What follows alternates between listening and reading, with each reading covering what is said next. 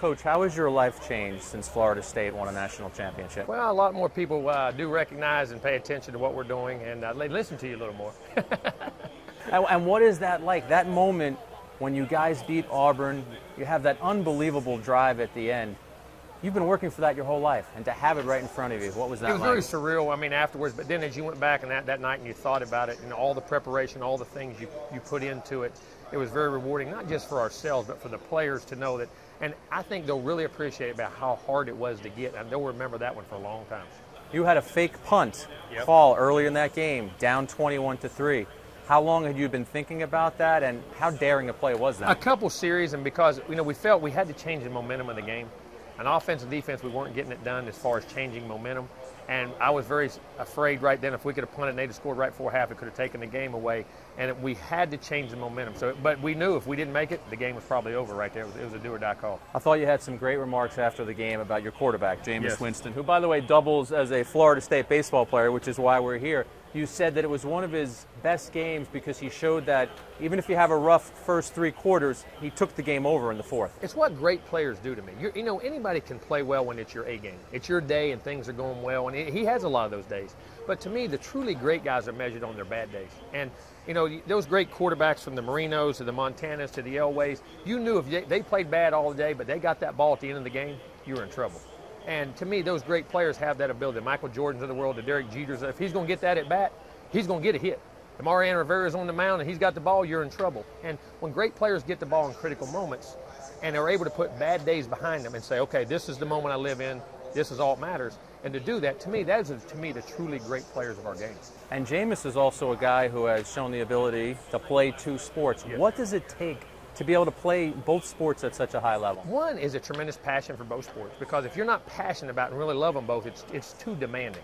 Two is he understands and organizes his day to set around those two sports where he can get both of them in. Even doing football, he's still hitting baseballs on Sundays. You know what I mean? And doing those things, which shows his passion.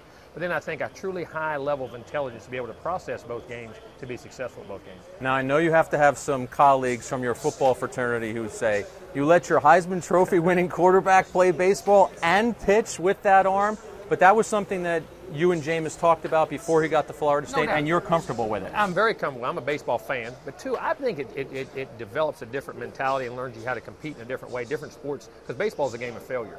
And a quarterback, you're going to fail, so how you deal with those are very critical. But how many times do you see a guy in the offseason workout not get hit, stick his knee in the ground, blow a knee? I mean, injuries are going to occur. You can't worry about that. This is who he is, what he loves doing, so that's what we're going to do. You were a college quarterback, but your first venture was as a scholarship baseball player at Clemson. Yes. What happened there, and what took you from baseball to football? I love football, and leaving home at an early age, that whole thing, and missing football, and I went back. Obviously, it paid off well, but I'm still truly a baseball fan at heart. I love baseball. I love great baseball. And when you talk about baseball, you talk about the Yankees. That's maybe the best organization in any sport. And what about today? You get the opportunity to throw at the first pitch at a Florida State New York Yankees game. You had better throw a strike, or you're going to hear about it. But that's more pressure than calling the national championship play in a 2-minute drive. That was easy. This is critical stuff. This is the Yankees and Florida State baseball. This is critical stuff. What have you done to prepare? Just a little bit of loosening up? I haven't done it yet. I got I told him half-hour stretching program with the trainer, a bunch of warm-up tosses. Now we'll go throw a couple balls and make sure we're loose. I want to ask you about your background. A mom who was a high school chemistry teacher, and a dad who was a coal miner. Yes. How did their background and who they were shape who you are? Blue collar, totally for us. Sacrificed everything they had for my brother and I to make sure we had education, we had an opportunity, so we didn't have to go be a coal miner or a farmer, which we grew up on a farm. I loved the outdoors, but could make the choices of how we wanted to do things. And their genuine work ethic and love for their family has affected everything I've ever done. And who I am is because of my mom and my dad, without a doubt. And I don't know if there's ever been a harder working pair of people, and I know my dad going to coal mines and a farm. I watched the hours of days that he slept 2 to 3 hours a day for 7 days a week to get both jobs done. And it was ingrained in me about work. And people say, you go to work and work 16-hour days. I'm in an office.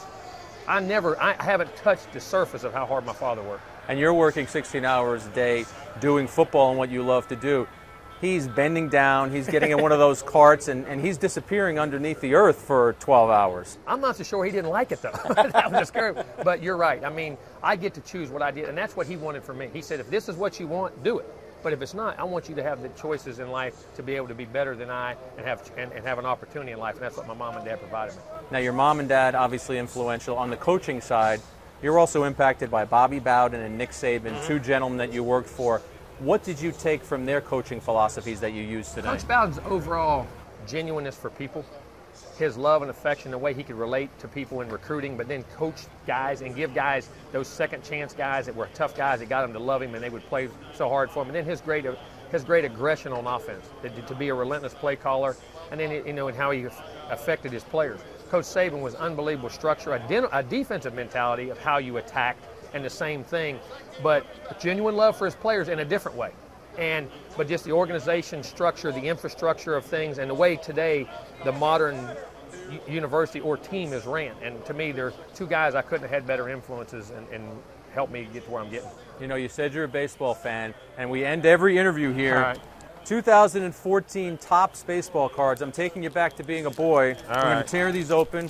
The little game is whoever has the best card gets to keep both packs. So we're playing war. And we might have a little debate because you might think your card is better. All right, I'm on John Lester. That's a pretty good start for me with the Red Sox. Joey Votto. It's an MVP. I'm MVP. You got Adam the lead LaRoche. right now. Adam LaRoche. By the way, if we get a Yankee, that might sway everything in the. Oh, wait a second. Matt Holliday. I got a World Series MVP. J.R. Murphy, who's a young up-and-coming catcher for the Yankees. Alex Rios, another really good player. You're in the lead right now. I got Gary Sheffield, a Tampa guy, very accomplished career, but he's not a current player, so we're going to stick with the current players. Whoa! You're in trouble. Wow. So what I you got got Davis, here? Cabrera, and Jones. That's a triple header. Wait, I'm going to see that with a Ken Griffey Jr. Well, yeah, I got a two. Yeah, but I won a triple crown. Yeah, you might win. All right, you know what? I think. Whoa! I just won it.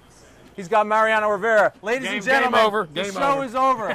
Coach, thanks so much for your time. Thank you. Best of luck next season. Thank you very much.